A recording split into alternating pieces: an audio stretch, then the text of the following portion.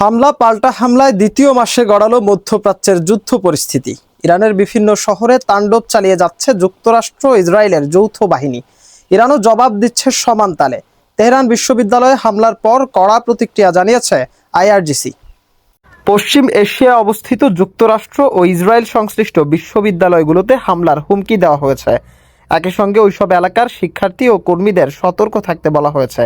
এদিকে ইরানের খুজেস্তান প্রদেশে একটি পানি শোধনাগারে হামলার খবর পাওয়া গেছে। রাজধানী তেহরানেও একাধিক বিস্ফোরণের ঘটনা ঘটেছে। বুশেহর প্রদেশে হামলায় একটি পরিবারের 4 জন নিহত হয়েছেন। এছাড়া কেরমানশাহ, মাশহাদ এবং বন্দর আব্বাসেও হামলার ঘটনা ঘটেছে। পাল্টা জবাবে ইরান, বাহরাইন ও সংযুক্ত আরব আমিরাতের অ্যালুমিনিয়াম উৎপাদন কারখানায় হামলা চালিয়েছে। কুয়েত বিমানবন্দরে জ্বালানি ট্যাঙ্কার ও রাডার ব্যবস্থা ক্ষতিগ্রস্ত হয়েছে বলে জানা গেছে। এছাড়া ইসরায়েলের হাইফায় একটি রাডার সেন্টার এবং বেন গুরিয়ন বিমানবন্দরে জ্বালানি ডিপোতে আঘাত হেনেছে ইরানের মিসাইল। বর্তমান পরিস্থিতিতে মধ্যপ্রাচ্যে উত্তেজনা ক্রমেই বাড়ছে, জানিয়ে উদ্বেগ বাড়ছে আন্তর্জাতিক মহলে।